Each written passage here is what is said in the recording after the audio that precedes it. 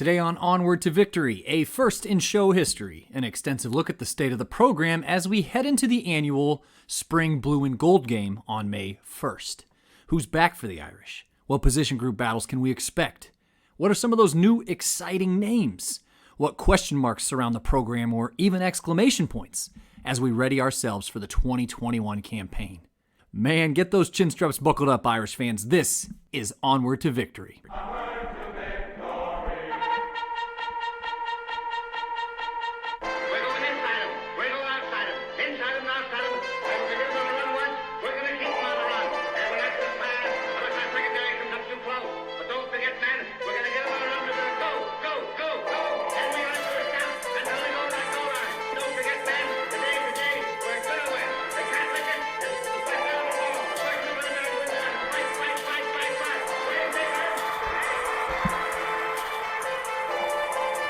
Hello, Irish fans, and welcome to Onward to Victory, a Notre Dame football podcast. My name is Alex Painter, and I am your host. Welcome to episode 42, coincidentally being recorded on Jackie Robinson Day in Major League Baseball. But as I mentioned in the show introduction, I'll be doing something I haven't really done before, and that's a spring preview of your Golden Domers, the Fighting Irish. While I traditionally put together a full-blown season preview episode in August, which, again, I will do this year, this will kind of, set the table for it. So as a quick reminder, the annual Blue and Gold game is at 12:30 p.m. on May 1st, 2021. And just so you know, the game will be streamed for free on the Peacock app. So Peacock, just in case anyone has missed this, is an NBC subsidiary of sorts. But, again, the good news is that the game is free. Just download the app if you haven't already.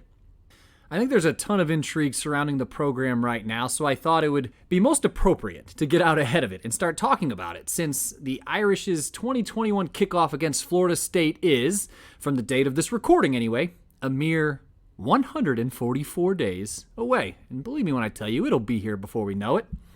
Now, before we plunge headfirst into our subject matter at hand, a quick and shameless plug for the Onward to Victory Consensus All-American program. Do you enjoy listening to the show and love it with every fiber of your being? If you do, then please consider becoming one of the program's Consensus All-Americans. These are the special folks, both past and present, who have donated to the show, keeping it on the air, ad-free, and continually growing. And aside from all of those awesome things, the Consensus All-Americans keep the show feeling appreciated, which I certainly appreciate personally. And it takes quite a while to put all the research into each of these episodes, and of course, some much more than others, but it's always good to know that the show is being listened to and being appreciated. So thank you. This episode of the show is sponsored by All-American Mike Finan of Rutherford, New Jersey. Undoubtedly the most ardent supporter of the show, and there are quite a few of them, but thank you, pal. I really, really appreciate it.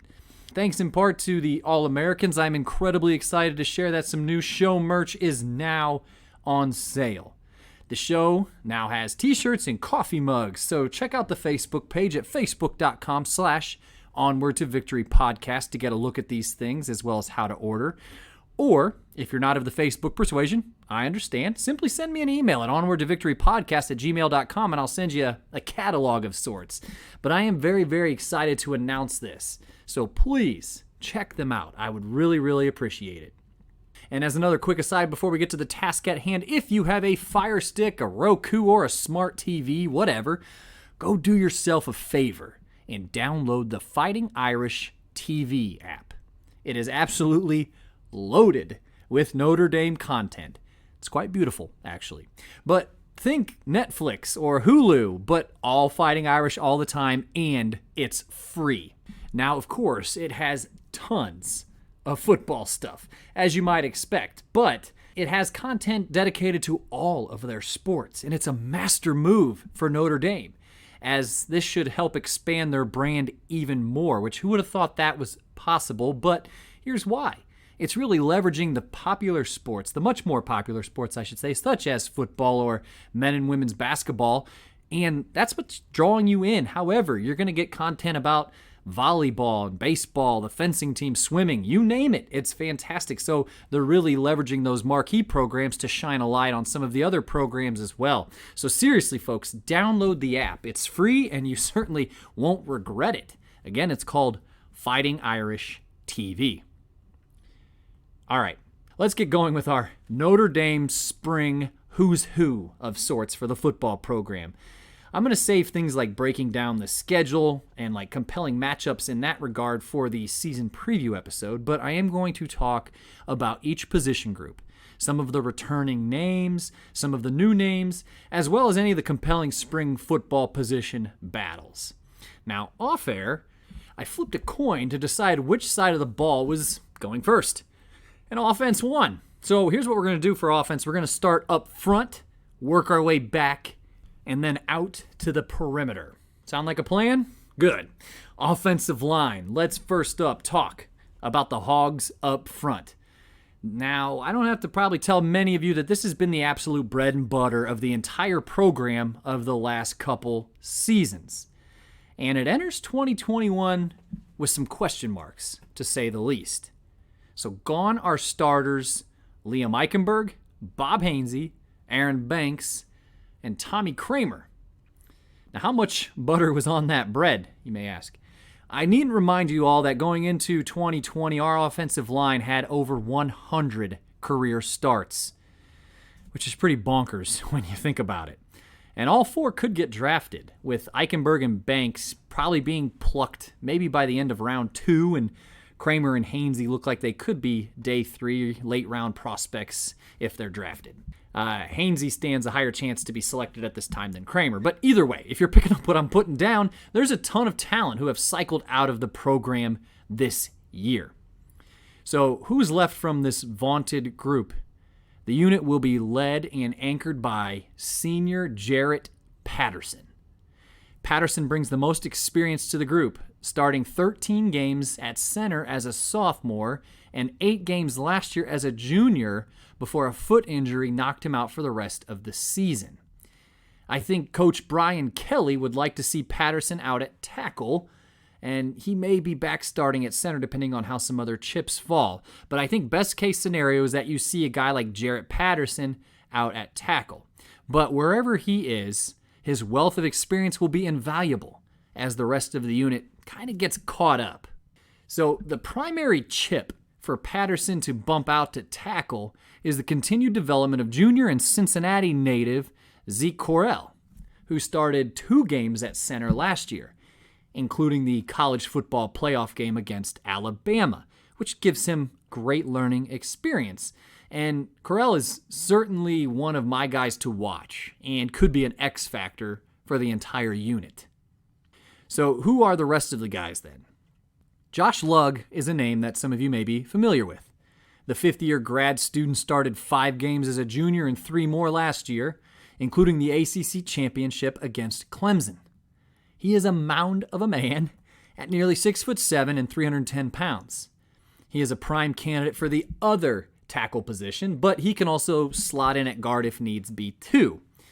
So there seems to be a lot of moving parts for this position group, as you're probably picking up on. And if you're thinking that, you're exactly correct. If you look at how spring practice has played out, you will have seen that there are tons of different combinations for this group they've used thus far, moving and switching people around, trying to find the best combination of 5 guys. So should you also be on the lookout for?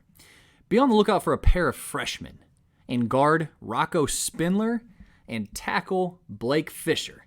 If they have the opportunity to come in, they will have an opportunity to make huge early impact. Both were highly recruited and were the top 2 players in the Irish's incoming class. Again, Spindler, a guard from Michigan, one of the best prospects in his entire state, and Blake Fisher was certainly the crown jewel of the Irish's recruiting class. So in summation, while the line isn't anywhere near as seasoned as the past couple years, I do think it's more than capable of being one of the strengths of the offense. But admittedly, if that's going to happen, the Irish is going to have the ball bounce their way here for a couple of these spots and have some guys really, really step up. And as usual with the offensive line, health is a big factor. So it's true, we may never see an offensive line as experienced as last year, but if this unit can gel quickly, develop a bit of chemistry and rapport early, they should form a solid, if unspectacular, unit. All right, so moving to quarterback. So long, Ian Book. Gonna miss you, pal. Book finished in the career passing record book second, mostly only to Brady Quinn in most major categories, while also tallying over 1,500 yards on the ground with 17 rushing touchdowns. So who's going to replace this luminary? I think some of the overtures right now are trying to convince us that it's going to be an open competition. And to be fair, it has kind of felt like one thus far as who's getting the first team reps at practice. But I kind of find it hard to fathom that your starter in week 1 won't be fifth-year senior and Wisconsin transfer Jack Cohn. Sophomore Drew Pine has reputedly worked his absolute tail off since he got to campus. Offensive coordinator Tommy Rees really likes him. I like him too. I'm sure most of you remember him coming into the Rose Bowl off the bench in January when Book went down with an injury, an instance where he completed the only pass he attempted for 7 yards before Book returned to the game. And I think in Drew Pine, there's a lot to like about him. But I'm not sure why else you bring in Cohn unless it's to start. I know if you frequent Notre Dame circles, you may think that this has been discussed ad nauseum, but here you go once more. Jack Cohn has quite a bit of pedigree, including seeing action in over 20 games and leading Wisconsin to a Rose Bowl appearance in 2019. I leave it simply, it's his job to lose. How is he different than, say, his predecessor, Ian Book? I'll say it like this. He's more accurate, but far less agile. He boasts a higher completion percentage over his career than Book, but most definitely does not have the ability, or at least he has not shown the ability, to get out and scramble and pick up large chunks of yards. Counting sacks, of course, his career rushing yards are actually measured still in the negative.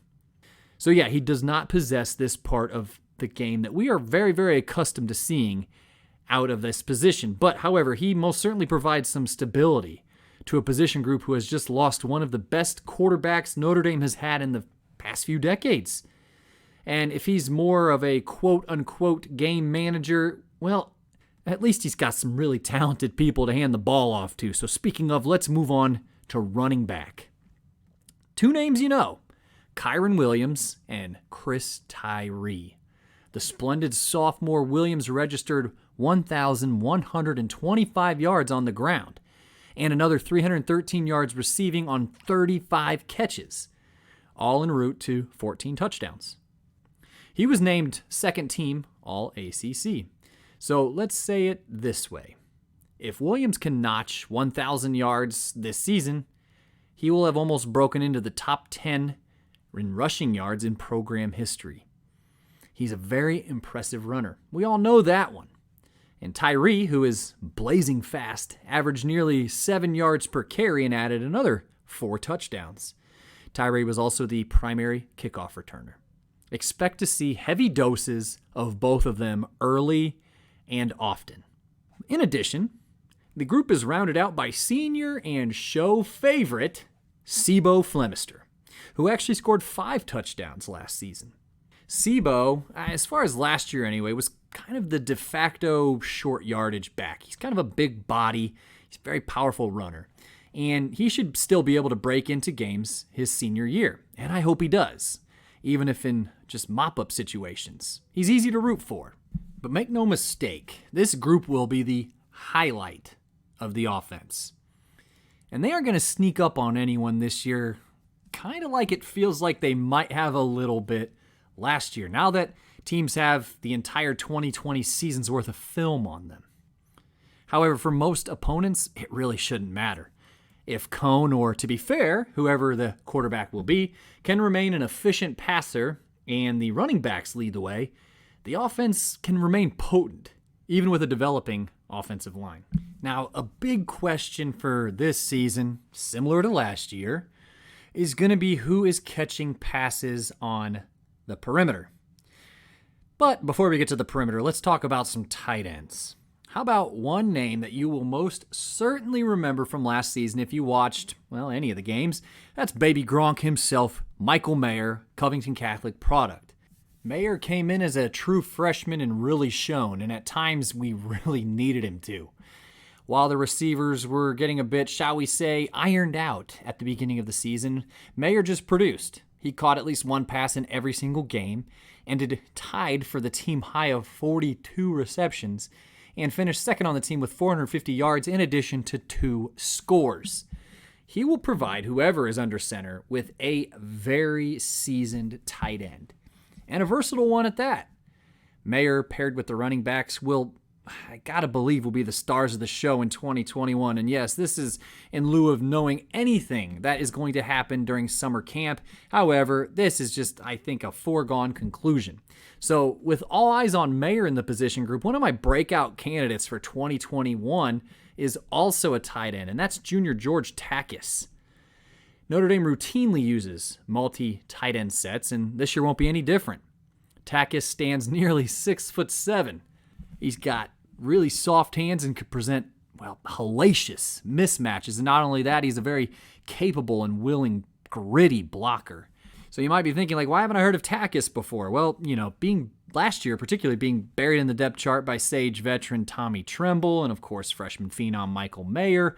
In the year before, you saw Cole Kmet getting most of the snaps with Tommy Tremble at the tight end position. It's Notre Dame. It's tight end You've got a bevy of talented tight ends on the roster at any given time. So, however, this year, look for Takis to see plenty of green.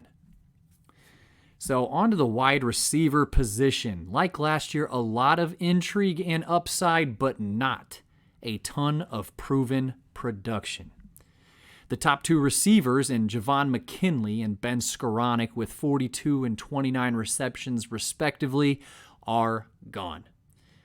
Returning, though, is yet another show favorite in Avery Davis, who logged 24 catches for 322 yards and a couple scores in 2020. In fact, here's one for you.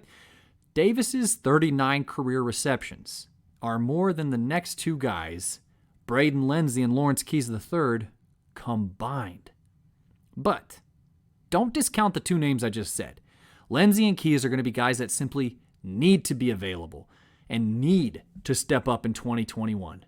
And early returns on spring practice suggest they have. As far as size, all 3 of the receivers we discussed thus far are under 6 foot. Not to say that size is everything, but it is nice to have some size out on the perimeter as we saw out of Skoranek and McKinley. 6'3" and 6'2", respectively. So as far as, who do we got in the group that's got a little bit of size on him? That's Joe Wilkins, an exemplary blocker at 6'1", 190 pounds is back. He logged 7 catches last year. And Kevin Austin, 6'2", 215 pounds, who has 6 career grabs, should see some time as well, particularly, again, if a little bit of girth is needed. But look for Lenzy in particular and Keys to shine early. Those 2 guys are awfully fast. Avery Davis will probably play in more of a slot role and be a steady producer and give, again, whoever is playing quarterback a proven target. Now, something as far as development is concerned as well, if you've heard Avery Davis speak and you just know, or if you have a good sense of just how selfless this guy is, he's played every position that he probably could play for this program. He came in as a quarterback. He's played quarterback, receiver, running back, and defensive back. But talk about a guy who you just really love the fact that he is in the wide receiver room, hopefully mentoring some of these young guys. And I think, though that feels a bit intangible, don't discount that effect. So, again, the book on the wide receiving core heading into 2021 is very similar to last year. A lot of upside, a lot of intrigue, but little experience. But again, to be fair, when you're thinking of it as pass catchers, you do add Michael Mayer. And last year, I don't think we had a guy with almost 40 career catches like Avery Davis does coming back. So again, I think we're probably a little bit ahead of where we were last year at this time. But again, it feels kind of similar. But the biggest question I have for the offense overall is, will they be able to score points quickly enough? We have seen points in college football trending up with the most successful teams year after year after year after year, being able to pile on points into the 40s nearly every single week. Look at Alabama and the big hubbub that Notre Dame held them to less than 35 points for the first time in eons. But last year, Notre Dame averaged 33.4. That number has to continue to trend up somehow. Here's what I think we have this year that maybe it didn't feel like we had as much last year. We have a lot more, I think, catch and run ability. If you can get Lindsey and Keys going in this regard, using them a little bit more like, say, Alabama and Clemson uses their receivers. Again, more of the catch and run, make a guy miss, pick up huge chunks of yards. I mean, essentially, a lot of these offenses are just waiting for a blown coverage assignment that will ultimately pick them up a huge chunk of yards. And I feel like that's why a lot of the offenses are successful. You just pick and prod at defenses until eventually there will be a mistake made, and then you exploit it. So I think they're a little bit more composed this year to be a little bit more that style. Whereas Skoranek and McKinley were a little bit larger. A lot of their, particularly McKinley, a lot of his damage came on like the 50-50 balls that Book would throw up to him. I think this year there's a little bit more capability to replicate what some of the successful programs are doing with their wide receivers. So, anywho, let's flip to the defensive side of the ball, and let's first start with a scheme change. Marcus Freeman, new Irish defensive coordinator. He favors the 3-3-5 base alignment. At least that's kind of what he did at Cincinnati. And his scheme has early on been built a bit simpler for the linebackers than the Clark Lee defense reputedly was. So let's start up front here. There will be no shortage of talent and experience in the defensive trenches. Even though starting ends Adi Ogundeji and Dalen Haynes have both graduated. But two names to replace them, and you may remember them both well. Isaiah Foskey and Myron Tagovailoa Amosa. Foskey burst onto the scene last year, recording 4.5 sacks and blocking a punt. Myron walks into 2021 as a fifth-year senior, with double-digit career tackles for loss, including 5.5 last year with 2.5 sacks. Now, Myron is a bit bigger, tipping the scales at nearly 290 pounds. While that is prototypical defensive tackle size, the three front does rely on larger defensive ends at times. Why? Well, just in case, I actually when I was in college, my program, we ran a three front, but the idea is, of course, that you get your defensive line to eat up as many blockers as possible. That way, that leaves your defensive backs or safeties or your linebackers to kind of run free and create havoc or make plays or blitz or whatever have you. Typically, with a three front, you're blitzing a lot more.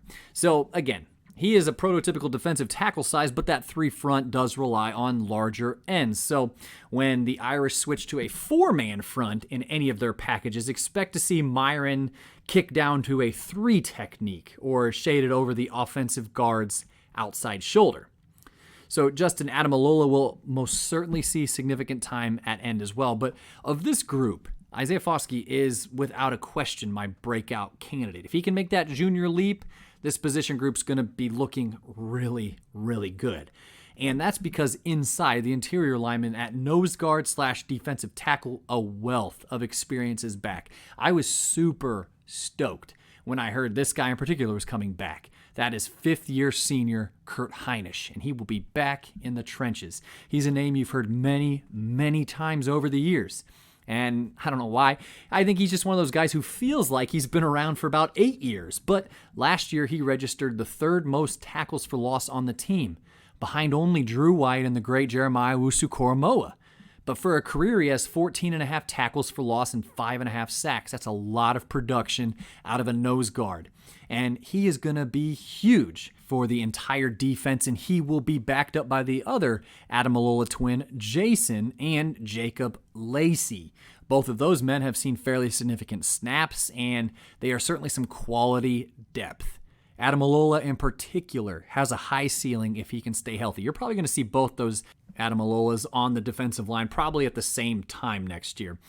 And I know I probably mentioned this in the past, but I went to the New Mexico game last year with my wife and son, and we actually saw their parents. They were wearing custom Irish t-shirts to celebrate their kids, which, my goodness, if I had twins who both went to Notre Dame, I'd probably be doing the same thing. But anywho, on paper, the line looks to be the strongest part of the defense. I don't think there's actually any question to this. And if that's the strongest part of your defense, man, that's something to always be excited about. So moving back to linebacker, the name everyone is talking about replacing is, of course, Jeremiah Owusu-Koramoah. And for good reason. I mean, did you watch the guy? The unanimous All-American, ACC Defensive Player of the Year, and he Butkus Award winner was absolutely absurd. Last year, he logged 62 tackles, 11.5 in the backfield, 3 forced fumbles, 2 fumbled recoveries, an interception, a touchdown. Suffice to say, the guy was pretty much everywhere, and selfishly, here's to hoping the Cleveland Browns draft him. But anyways, who's returning? It's somewhat encouraging, if you ask me, though question marks remain. The group's unequivocal leader is middle linebacker Drew White, who is already a 2-year starter with 144 tackles and 17 tackles for loss under his belt. He's by far the most seasoned guy in the room. And no matter what front Coach Freeman wants to run, whatever scheme you will see, expect to see number 40 in the middle of it. He's going to be a huge asset to this defense. And now it's kind of his show as far as the front seven's concerned. He is the leader. And I think he's got it in him to step it up. But after White, gets a bit dicey, I guess. Again, I'm not sure what the base front for Notre Dame will be come September, but I'll offer some names that you can expect to see. Beau Bauer will certainly see significant snaps and probably will start outright. He saw action in all 12 games last year, registering 26 tackles, including 4.5 stops in the backfield and an interception. Behind White, he's probably the most proven commodity that Notre Dame has in the position group. Shane Simon and Marist Liufau have flashed, but haven't necessarily endeared enough to see the field consistently. But while he's technically listed as a safety now, look for Isaiah Pryor, an Ohio State transfer who's now in his second year with the Irish, to see reps as he's kind of crept down into the box. And a couple of Hoosiers in former Mr. Indiana football Jack Kaiser, who showed out well in a couple games last year, including his spur-of-the-moment start against South Florida, and local Mishawaka product Paul Muala, who is recovering from injury, should also see a significant amount of time. And truthfully, both of those, all the names I've listed, I mean, everyone's going to have an opportunity to win a spot. I mean, White's spot is solidified. He will be out there. Number 40 will be out there. But the rest, it's kind of fluid. It's going to be who has probably the best camp. But if you're picking up what I'm putting down, that's the source of the question marks. We have Drew White and what appear to be quite a few spare parts at this time. I have little doubt that new coordinator Freeman can cobble together a nice rotation, and this group has upside, and hopefully it's realized as they see more snaps and get more comfortable with the Freeman defense. Okay, how about the defensive backfield now? Well, no secret. The highlight of the group is 2020's leading tackler for the Irish and first-team All-ACC safety Kyle Hamilton. The coaching staff will be handling the now junior Hamilton with some kid gloves, as some injury concerns are starting to mount a little bit. He won't be participating in spring activities as a result because he did have a minor surgery, but he could be very well the best player in the program regardless of position. And some are looking at the fact that he's going to be inactive for the spring to get healthy as perhaps something of a good thing. But if you're looking for a guy to follow on the defensive side of the ball, find yourself number 14, Kyle Hamilton, and track him. He's always doing something special, it would certainly seem. But the real question is, because Hamilton, it's a foregone conclusion that you will see plenty of him, who's going to be standing next to him at the safety spot? This, as well as a cornerback, legitimately makes me the most nervous on this entire defense. And if I was an opposing coach, this is the group I'd plan to pick on. Gone is longtime Domer Sean Crawford, and I mean that too. I think he was in the program for 6 years if memory serves. But enter a member of the Onward to Victory 2019 All-Sleeper team, Houston Griffith. While I may have missed on Griffith a couple years ago, he wasn't necessarily a sleeper, he hadn't seen a whole lot of field, he will be given every opportunity to thrive this year in Freeman's defense.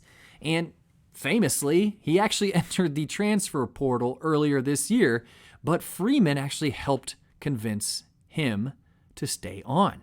And like I said, he hasn't seen much of the field, but he has good size, athleticism, and hopefully a renewed hunger. Griffith, he simply has to work out there. Behind them, Griffith and Hamilton, is DJ Brown, who played in 7 games last season. That's about it. Hamilton must stay healthy, and Griffith has got to find his sea legs. And I hate to be a downer, but cornerback could be an issue as well. Gone is Nick McLeod, the North Carolina State transfer, who, had a really nice 2020. Now senior Tariq Bracy, who looked fantastic at times in 2019 and abysmal at other times in 2020, leads this group. I do expect a good season out of him, but his regression in 2020 has given many a pundit some pause. Last year, true freshman Clarence Lewis put together a really nice first year at corner, breaking up 7 passes and forcing a fumble. At this time, given his experience, I certainly have him penciled in as a starter. But after those 2 guys, I am getting pretty nervous, as we, I should say, haven't seen most of them play any meaningful snaps. This group would get a big boost, and I mean big boost, out of junior Cam Hart if he is ready. The big-bodied corner hasn't seen much time on the field on Saturday, but he has impressed thus far in the spring. The defensive backfield needs some help. I will say it that way, and I wouldn't be surprised if a transfer comes in over the summer to help solidify any of the spots back there. I guarantee you that the defensive staff is looking at the transfer portal. Maybe not right at this moment, but it's certainly something they're keeping an eye on just for some reinforcements. So I guess in summation, the defense looks really good up front and in the middle with Heinich, White, and Hamilton. But there are a lot of growth edges defensively.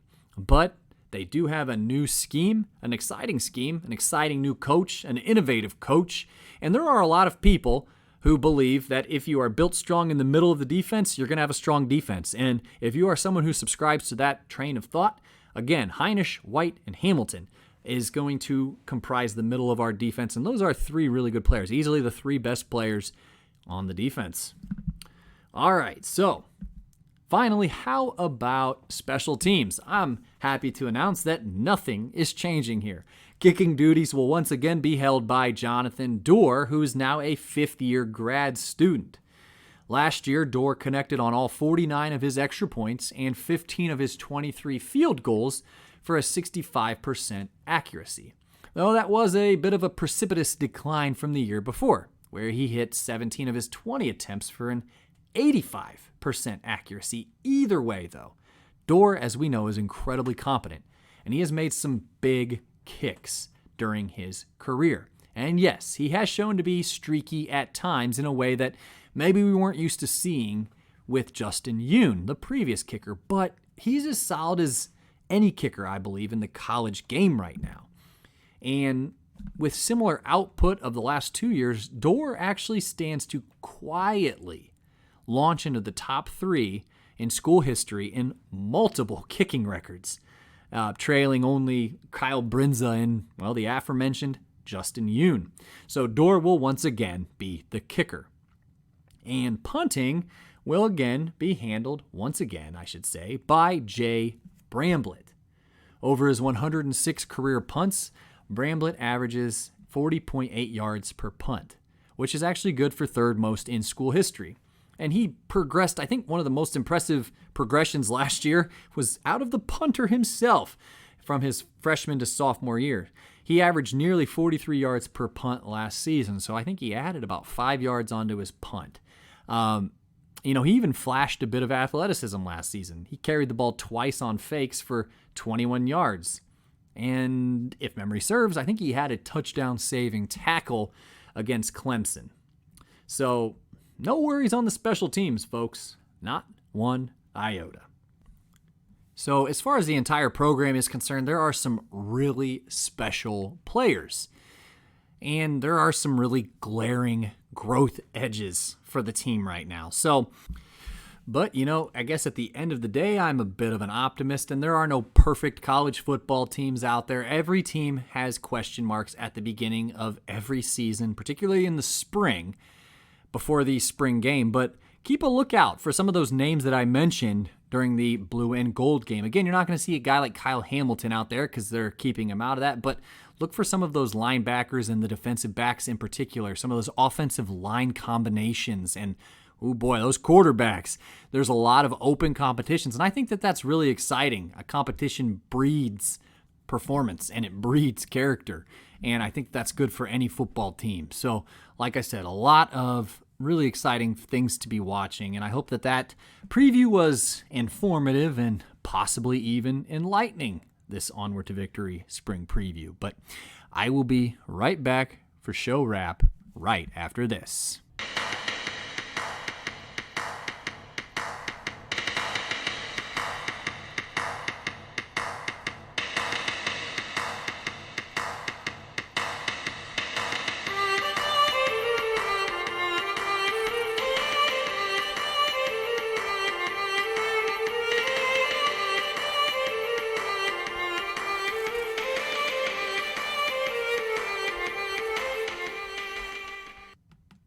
All right, well, I hope that was fun for you. Again, I hope you appreciated the spring preview. I know that with all those names, some familiar, maybe some less so, it might have felt like we were all kind of drinking from the fire hose, but sometimes that's the best way to absorb a preview. Just kind of hear the names, get familiar or refamiliar with them. And again, we got the spring game coming up again, 12:30, May 1st on the Peacock TV app. So then we can all kind of enjoy it together and kind of make our own assessments of where some of these position group battles and the state of the entire program is in general. So I want to thank you for joining me, wherever it is that you may be joining from. Please know that I am incredibly grateful for your time and, again, your support of the show. So please jump over to the Facebook page at facebook.com/Onward to Victory podcast. Give a like and follow. That is where all of the new updates, I guess, are kind of funneled through. And again, if you're not of the Facebook persuasion, that's perfectly fine. Whatever you're listening to, whatever you're using, I should say, to listen to the show right now, whatever app, whatever platform, please subscribe. That way you're getting alerted to all of the newest episodes. So if you're on your iPhone, again, it's that purple podcast icon. Please subscribe. Again, that way you're getting alerted to whenever a new episode comes out. So please don't hesitate to send the show an email at onwardtovictorypodcast@gmail.com if you have some thoughts about anything that was discussed today. Agree, vehemently, disagree, whatever it might be. I'd love to hear from you, so please don't hesitate to sound off. Again, just a friendly reminder that there is new show merch. Again, t-shirts, coffee mugs, got the works. So if you are interested and you're not of the Facebook persuasion, just send me a quick email and I'll send you the quote-unquote catalog. And if you are on Facebook, jump over to the show page and check it out. It's pinned to the top of the page. You simply can't miss it. But again, I kind of mentioned this in the Facebook post. All of the proceeds are going to go towards the show, but also a to-be-determined nonprofit organization, which I'll share with you all here very soon. So thanks to my pal, Mike Finan of Rutherford, New Jersey, for all of the support. He is our Consensus All-American. And if you are interested in joining the Consensus All-American ranks and sponsoring the episodes here, go to paypal.me/onward-to-victory for a one-time donation or patreon.com/onward-to-victory podcast if you'd like to donate every single month. Again, I super appreciate all of the support that has gone into this show from all of you for now almost the last 2 years. We are coming up on the 2-year mark, and we'll celebrate accordingly. So thank you all. But I want to also thank Joseph Rakish, who, if you haven't heard, his song was the theme song to our show. It's called Canute Rockney, very appropriately. You can listen to it on Spotify, iTunes, SoundCloud, YouTube, however you digest music. Go listen to the song, add it to your pregame playlist, add it to the playlist that you listen to as you're going into work in the morning. That's what I tend to do. But again, Joseph, thanks, pal. I really appreciate it. So I guess I'll sign off. But hey, just again, do not hesitate to interact with the show or, hey, buy some merch. But this has been Onward to Victory, a Notre Dame football podcast. And in kindness, I am your host, Alex Painter. And as always, go Irish.